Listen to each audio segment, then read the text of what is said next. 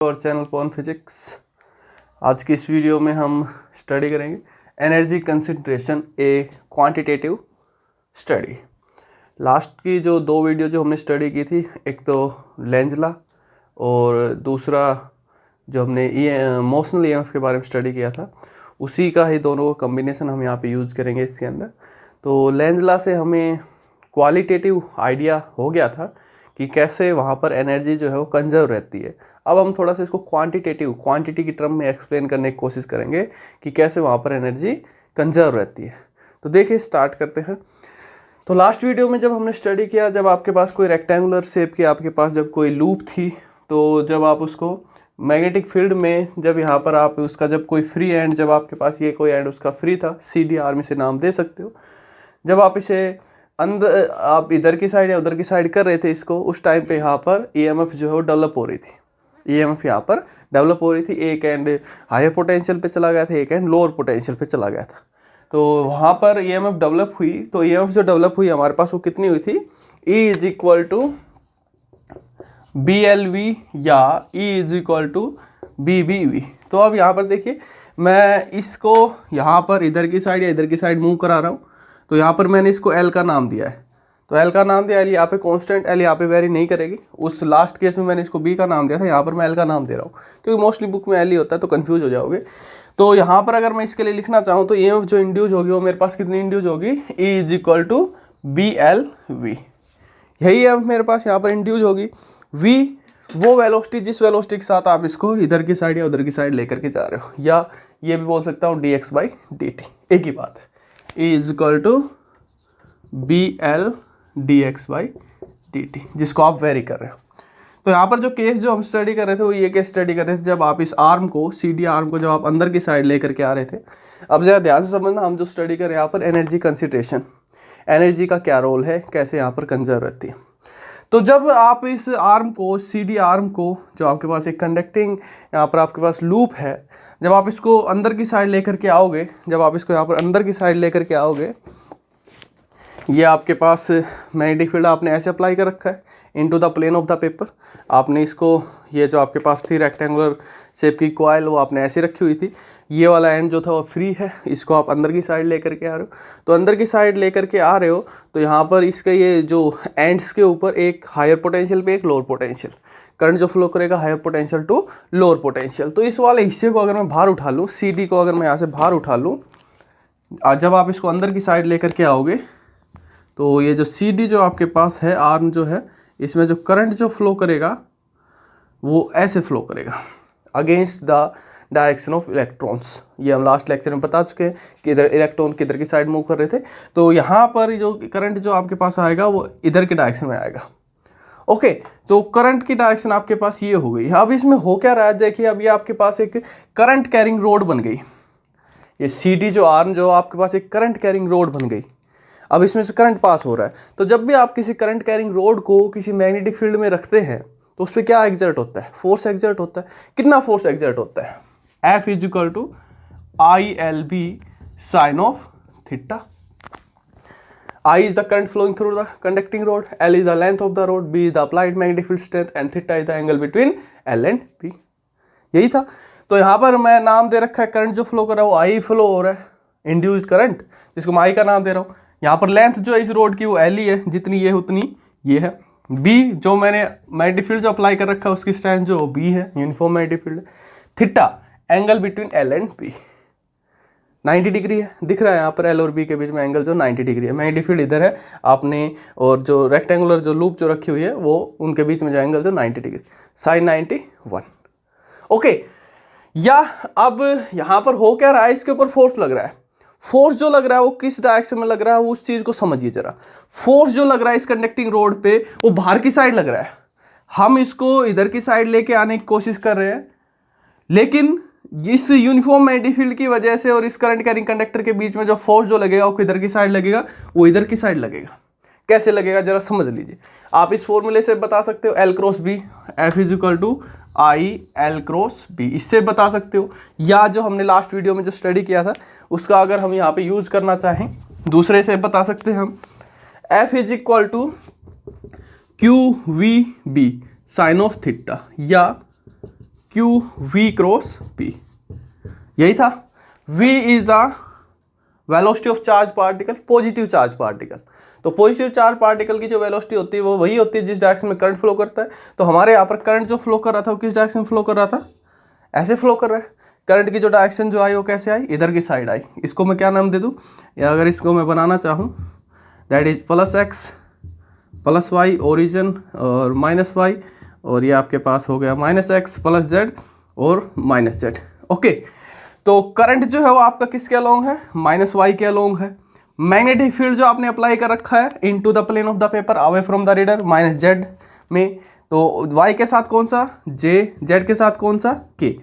तो इसको मैं कैसे लिख सकता हूँ, फोर्स की जो डायरेक्शन आएगी वो क्या आएगी, -j क्रॉस -k, या minus minus plus j cross k। अब j क्रॉस k आपके पास क्या होता है, I cross j is equal to k, j cross k is equal to I and k cross I is equal to j, और इनका opposite हो तो माइनस में I मतलब प्लस के I मतलब प्लस के x एक्सिस। तो फोर्स जो लग रहा है इस कंडक्टिंग रोड पे वो किधर की साइड लग रहा है, इधर की साइड लग रहा है।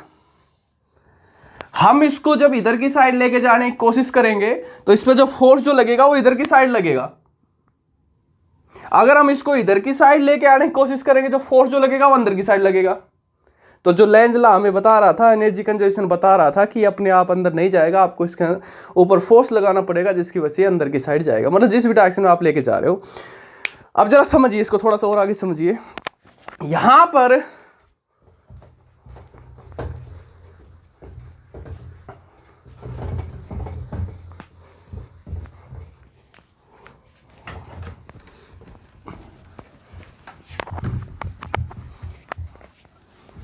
देखिए, अब हमें फोर्स का पता लग गया। अगर यहाँ पर इसके अंदर करंट डेवलप हो गया तो फोर्स जो लगेगा वो बाहर की साइड लगेगा, इसको बाहर की साइड लेके जाने की कोशिश करेगा।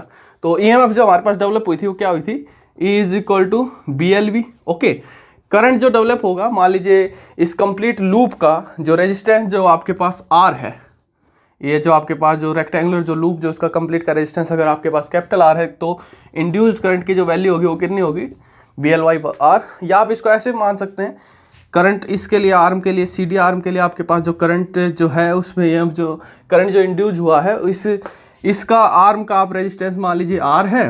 बाकी ये जो बच गया, ये वाली साइड्स जो बच गई, इनका रेजिस्टेंस नेग्लेजिबल मान लीजिए।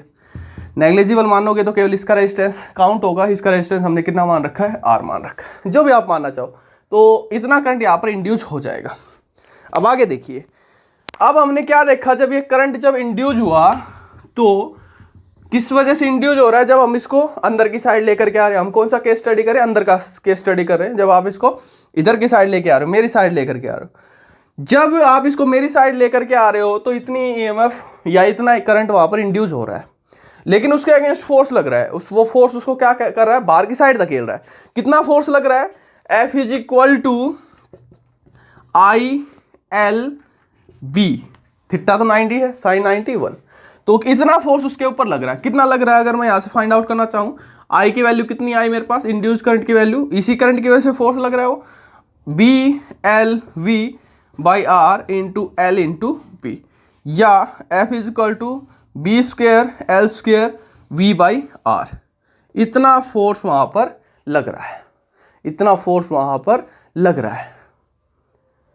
तो अब अगर आप ये चाहते हो कि इसके अंदर करंट इंड्यूस होता रहे, करंट इंड्यूस कब होता रहेगा, जब आप इसको कॉन्टिन्यूसली V वेलोसिटी के साथ अंदर लेके जाते रहोगे। तो जब आप इसको V वेलोसिटी के साथ अंदर लेकर के जा रहे हो तो आप यहाँ पर पावर लगा रहे हो, उस पावर की वजह से यहाँ पर करंट इंड्यूस हो रहा है। फोर्स की डायरेक्शन भले इसके अगेंस्ट हो, कोई बात नहीं है, लेकिन अगर आप इसको V वेलोसिटी के साथ इसके अंदर धकेलते जा रहे हो, लेके जा रहे हो, तो वहां पर करंट तो इंड्यूस होगा। तो हम वहां पर पावर अप्लाई कर रहे हैं। कितनी पावर अप्लाई कर रहे हैं, फोर्स इंटू वेलोसिटी। जितना फोर्स है मल्टीप्लाई बाई वेलोसिटी। तो P इज इक्वल टू आपके पास पावर कितनी हो जाएगी, B² L² V/R into V, या P is equal to B² L² V²/R। Okay, या हम ये कहें अदर वे में, अगर हम इस करंट की वजह से पावर देखना चाहें तो इस करंट की वजह से पावर हमारे पास क्या होगी, P is equal to I²R। Joule's law of heating effect के अकॉर्डिंग यही होता है हमारे पास। तो P पावर कितनी होगी, P is equal to I square BLV/R, इस सारे का स्क्वायर मल्टीप्लाई बाई आर, तो B square L square V square by R square, एक आर से एक आर कैंसिल, तो आपके पास पावर कितनी बच जाएगी, B square L square V square by R, यही बच जाएगी।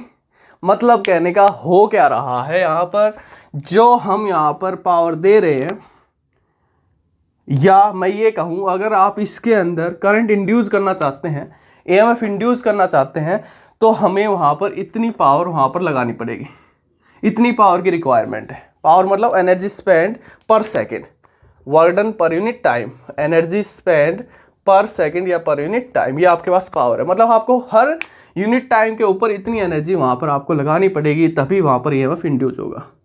या हम ये कहें, ये जो पावर जो हम लगा रहे हैं, कौन सी पावर है, जो हम इसको धकेल रहे हैं, कौन सी पावर है, ये हमारे पास मैकेनिकल पावर है, मैकेनिकल पावर है।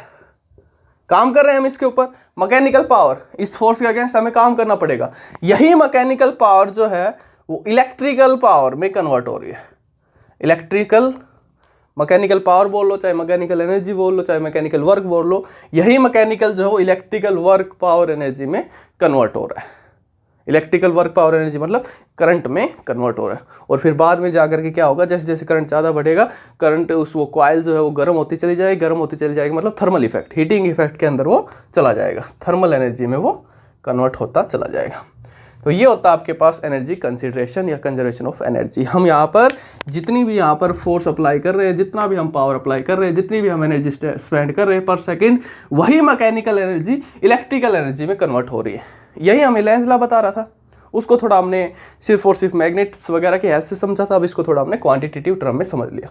वो भी हमें यही बता रहा था कि अगर आप उसमें EMF इंड्यूस कराना चाहते हो, करंट इंड्यूस कराना चाहते हो, तो आपको उसके ऊपर कंटिन्यूसली वर्क करना पड़ेगा, तभी जा करके वहाँ पर EMF इंड्यूस होगी। यही हमें यहाँ से पता लग रहा है कि हम यहाँ पर जो वर्क जो कर रहे हैं, वही वर्क हमारे पास इलेक्ट्रिकल एनर्जी में कन्वर्ट हो रहा है। मैकेनिकल वर्क जो है वो इलेक्ट्रिकल एनर्जी में कन्वर्ट हो रहा है, या मैं कहूँ मैकेनिकल पावर जो इलेक्ट्रिकल पावर में कन्वर्ट हो रही है।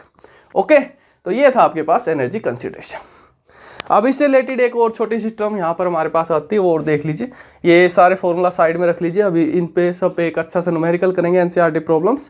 तो जो वैल्यू हमारे पास आई है वो लिख लीजिए। Induced EMF, induced current, force की जो वैल्यू आई B square L square V/R, power की जो वैल्यू आई, power is equal to B square L square V square by R। Energy per unit time आप इसे नाम दे सकते हैं। एनर्जी निकालना चाहो तो इसको आप टाइम से मल्टीप्लाई करके आप एनर्जी की वैल्यू भी यहाँ पर फाइंड आउट कर सकते हैं। Okay,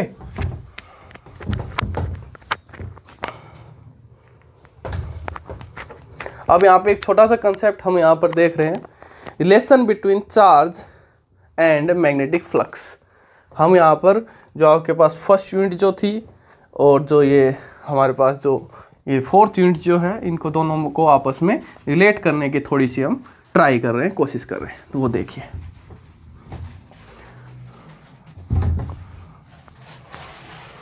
relation between electric charge and magnetic flux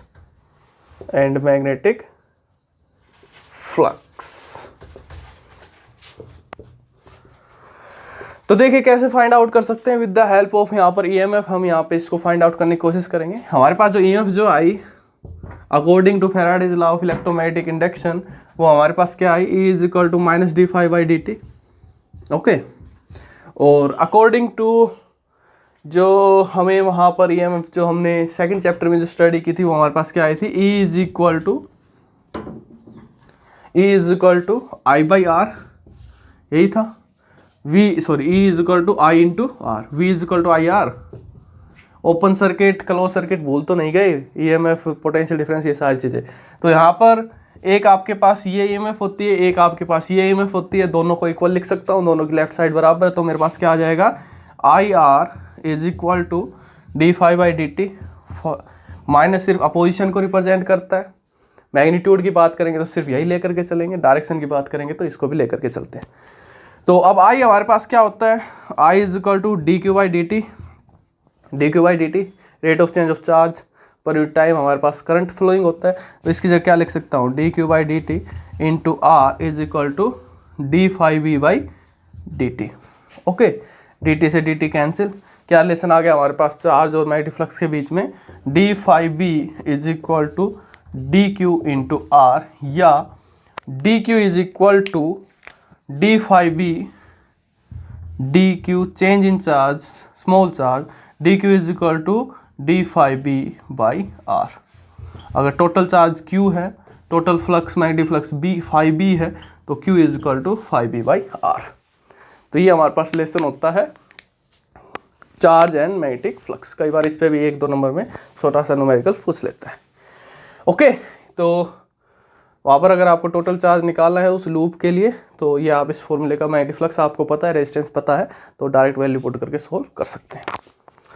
अब इन सब से रिलेटेड एक न्यूमेरिकल करते हैं, देखिए।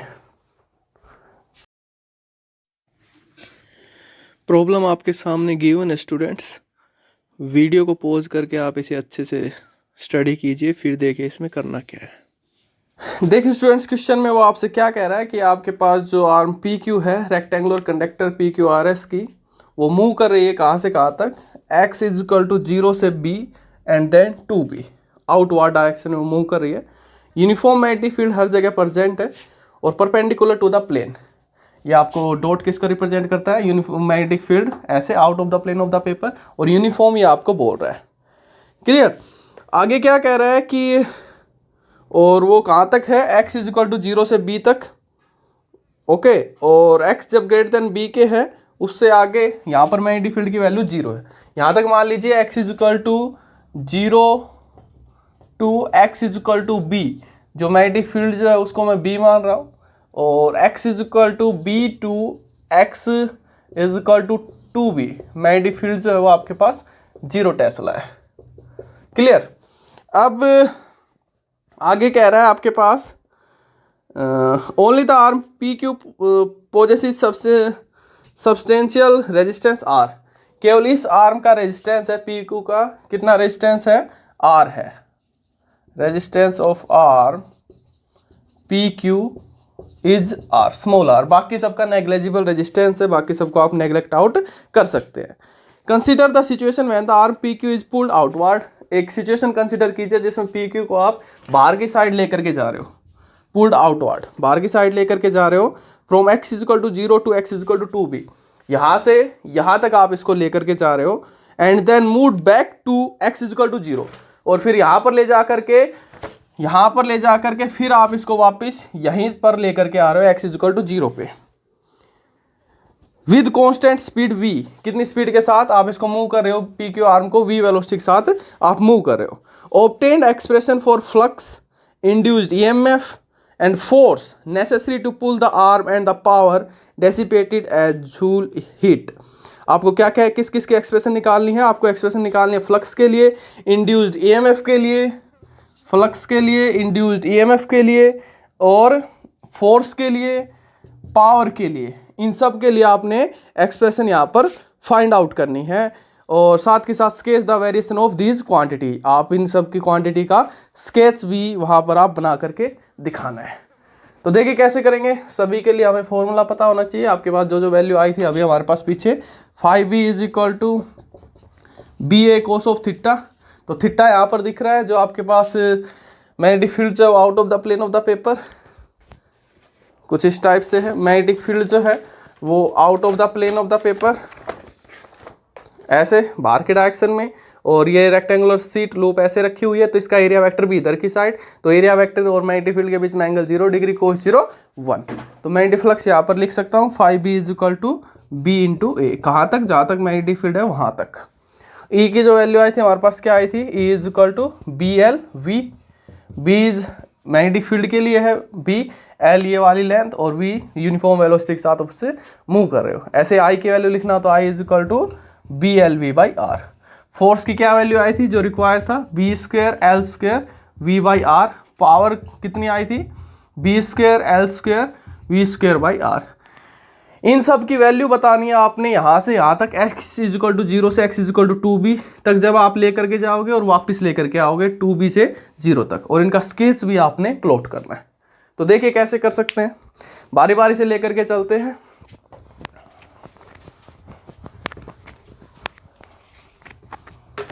x is equal to 0, x is equal to 0 to b। Okay, पहले वाला केस ये है। नेक्स्ट केस जो है आपके पास क्या है, x जो है that is b to 2b, फिर आप वापस लेकर के आओगे इसको 2b से b और फिर b से 0। ओके, तो इन्हीं की हमें रिक्वायरमेंट है। सबसे पहले देख लेते हैं जो जो आपको वैल्यू चाहिए, क्या क्या वैल्यू चाहिए आपको। ईएमएफ चाहिए, इस केस में देखेंगे, और करंट नहीं पूछा उसने, इंड्यूस्ड करंट नहीं पूछा, फोर्स पूछा है, और पावर पूछी है, और मैग्नेटिक फ्लक्स पूछा है। तो देखिए कैसे करेंगे। यहाँ पर आपके पास induced EMF, force, power and magnetic flux.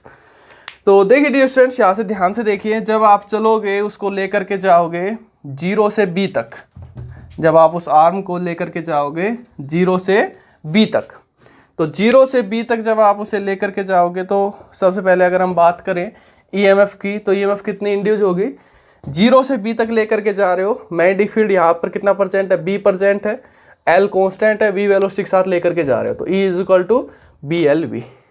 तो यहाँ पर ईएमएफ कितनी इंड्यूस होगी, E is equal to BLV। ओके, B से 2B के साइड लेकर के जाओगे, B से 2B की साइड लेकर के जाओगे, यहाँ पर आप उसको लेके तो v वेलोसिटी के साथ जा रहे हो, लेकिन यहाँ पर कोई मैग्नेटिक फील्ड तो है ही नहीं, मैग्नेटिक फील्ड तो सिर्फ यहाँ तक है, B तक परसेंट है, यहाँ पर मैग्नेटिक फील्ड नहीं है, तो E is equal to B0LV, E is equal to 0 इस केस के लिए, E is equal to 0। Next ऐसे ही जब आप इसको 2B से B की साइड लेकर के आओगे, तब भी आपके पास ईएमएफ 0 होगी, फील्ड तो है ही नहीं, और जो आपके पास यहाँ पर जब आप इसको लेकर के आओगे B से 0 की साइड, तो आपके पास ईएमएफ कितनी होगी, BLV। लेकिन आप ध्यान रखना प्लस माइनस का, जब आप इसको इधर की साइड लेकर के जा रहे हो, तो E is equal to -d∅dt, that is equal to हमारे पास जो वैल्यू आएगी -BLV।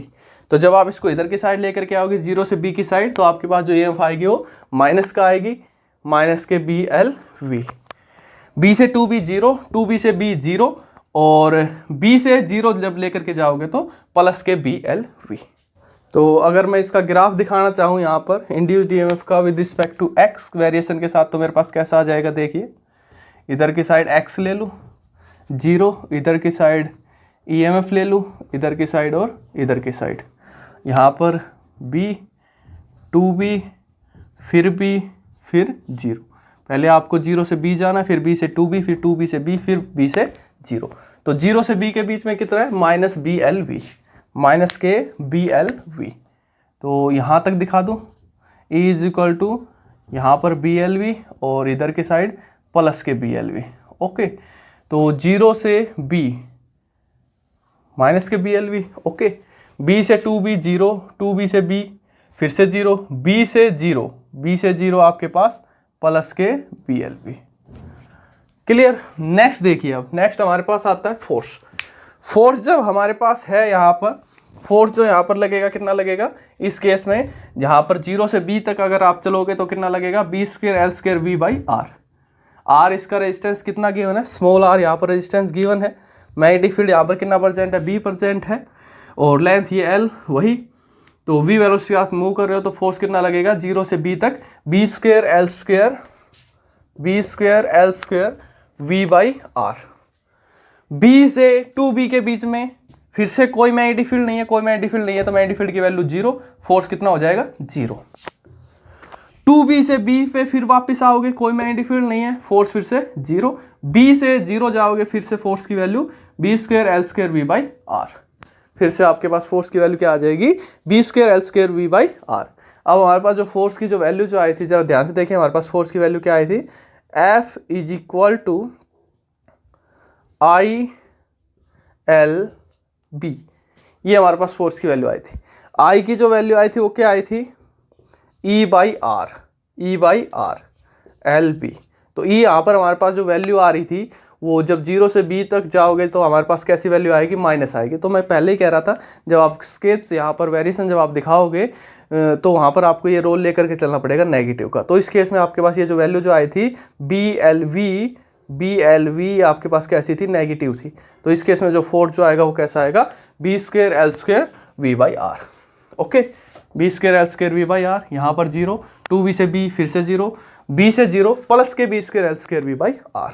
तो इसका भी अगर मैं स्केच दिखाना चाहूँ तो इसके लिए मेरे पास कैसा स्केच आ जाएगा, अगर इसके लिए मैं स्केच दिखाता हूँ तो जैसे यहाँ पर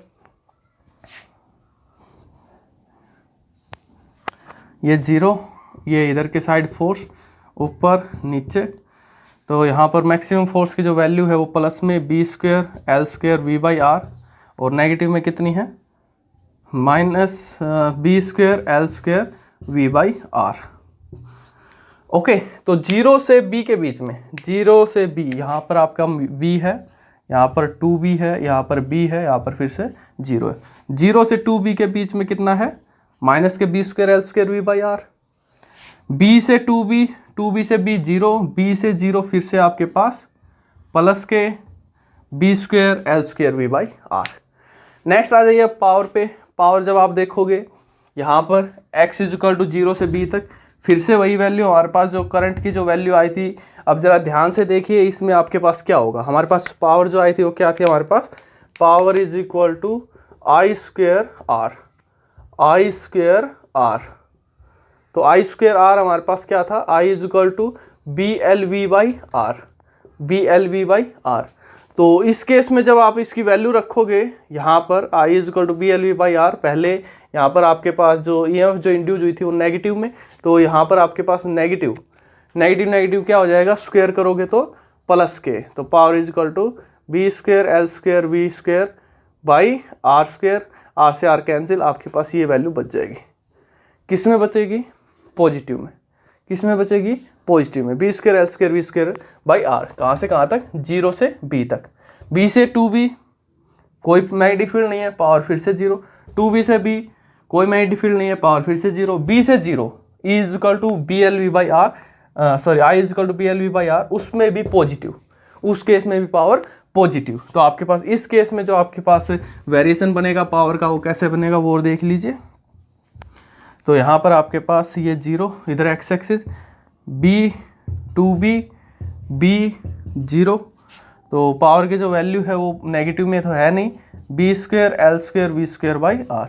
तो 0 से b जब आप जाओगे, 0 से b जब आप जाओगे तो वैल्यू कितनी है, b² L² v²/r। b से 2b, 2b से b 0, b से 0 again b² L² v²/r। Okay, अब आ जाइए जरा फ्लक्स पे। फ्लक्स जो है आपके पास वो कितना होगा, इस केस में आपके पास b² L² v²/r, इसमें भी 20, इसमें 0 हो जाएगा, 2b से b 0 और b से 0 फिर से b² L² v²/r। नेक्स्ट आ जाइए मैग्नेटिक फ्लक्स। तो मैग्नेटिक फ्लक्स जब आप देखोगे 0 से b तक, तो 0 से b तक कितना होगा, b × a। 0 से b तक कितना होगा, b × a। a कितना है हमारे पास, a यहाँ पर हमारे पास कितना है, L × x, L × x, तो BLX। तो यहाँ पर जब मैं दिखाऊंगा इसको 0, x इधर की साइड, b शायद नहीं दिख रहा होगा, ऊपर बना देता हूँ इसको साफ करके। तो मैग्नेटिक फ्लक्स के लिए जब अगर मैं ग्राफ प्लॉट करना चाहूँ तो कैसा आएगा मेरे पास, यहाँ से दैट इज x जो है उसकी वैल्यू 0 से b, b से 2b, 2b से b एंड अगेन 0। तो यहाँ पर देखोगे आप जब आप 0 से b के साइड जाओगे, 0 से b पे जब आप पहुँचोगे यहाँ से यहाँ तक, तो x जो है जब स्टार्टिंग में जब x 0 है, x जब 0 है, if x is 0 then magnetic flux phi p = हमारे पास कितना हो जाएगा, x को जब मैं यहाँ पर 0 रखूँगा तो मैग्नेटिक फ्लक्स कितना हो जाएगा आपके पास 0। फिर जब आप x 0.1 सेंटीमीटर पे जाओगे, 0.2 पे S1 अप टू b तक जाओगे तो मैग्नेटिक फ्लक्स कितना हो जाएगा, BLB मैक्सिमम वैल्यू। तो यहाँ पर जो आपके पास मैग्नेटिक फ्लक्स जो जाएगा कहाँ तक जाएगा, BLB तक, BLB। ओके, तो जो आपको देखने को मिलेगा, कैसे देखने को मिलेगा, जब आप जाओगे 0 से b तक तो जीरो से बी तक जाओगे तो मैग्नेटिक फ्लक्स की वैल्यू जीरो से बी एल बी, जीरो से बी एल बी। उसके आगे जाओगे बी से टू बी, और टू बी से फिर बी जब आप आओगे तो ये आपके पास वैल्यू कांस्टेंट मैग्नेटिक फ्लक्स देखने को मिलेगा। जब बी से जब आप वापस जीरो के ऊपर आओगे, बी से जब आप वापस जीरो के ऊपर आओगे तो एक्स की वैल्यू डिक्रीज होती शुरू हो जाएगी। यहाँ पर मान लीजिए आपके पास ये बी था, मान लीजिए यहाँ पर 5 सेंटीमीटर था, 5 से फिर 4, 4 से 3, 3 से 2, 2 से 1, 2, 1 से 0, तो आपके पास जो वैल्यू जो हो जाएगी वो कैसे हो जाएगी, यहाँ से यहाँ तक अगेन आपके पास ऐसे। तो इस टाइप का ग्राफ जो हमारे पास ये आ जाता है। ओके, अब इसमें आप ये भी कह सकते हो कि सर यहाँ से बी और 2b के बीच में तो मैग्नेटिक फ्लक्स जीरो है, बी और 2b के बीच में तो मैग्नेटिक फ्लक्स जीरो होना चाहिए, क्योंकि यहाँ पर मैग्नेटिक फील्ड की वैल्यू जीरो है। तो जब हम b से 2b और 2b से b के बीच में जाएंगे तो हमें मैग्नेटिक फील्ड जीरो है, तो मैग्नेटिक फ्लक्स जीरो मिलना चाहिए। फिर आपने ये जीरो क्यों नहीं दिखाया? क्योंकि देखिए स्टूडेंट्स, मोस्टली बुक में इसको जीरो भी दिखा देता है, मोस्टली बुक में इसको कॉन्स्टेंट रखता है। रीजन बता देता हूँ क्या है। आपकी बात ठीक है, यहाँ पर मैग्नेटिक फील्ड नहीं है, मैग्नेटिक फील्ड नहीं है तो यहाँ पर मैग्नेटिक फ्लक्स जीरो होगा, 5v is equal to B L B. लेकिन यहाँ पर मैग्नेटिक फील्ड इसकी वजह से नहीं है। मान लीजिए यहाँ पर कोई मैग्नेट होती है, ये आपके पास मैग्नेट होती है, उसका नॉर्थ पोल या साउथ पोल, तो यहाँ पर आपको इस टाइप से यहाँ पर इसके सराउंडिंग में आपको मैग्नेटिक फील्ड देखने को मिलता। कुछ ऐसा ही केस मानिए यहाँ पर हमारे पास अर्थ है, अर्थ की वजह से यहाँ पर आपको मैग्नेटिक फ्लक्स देखने को मिलेगा, मैग्नेटिक फील्ड देखने को मिलेगा, उस मैग्नेटिक फील्ड की वजह से यहाँ पर मैग्नेटिक फ्लक्स देखने को मिलेगा। इसलिए मोस्टली बुक में वहाँ पर वो मैग्नेटिक फ्लक्स को यहाँ पर जीरो नहीं दिखाता है, मोस्टली बुक में जीरो भी दिखा देता है। ओके, तो ये था हमारे पास इससे रिलेटेड। नेक्स्ट वीडियो में हम फ्लेमिंग राइट हैंड रूल को समझेंगे, उसका भी हम यूज़ करते हैं इंड्यूस्ड करंट की डायरेक्शन बताने के लिए, और उससे रिलेटेड प्रॉब्लम्स सोल्व करें। Okay, thank you.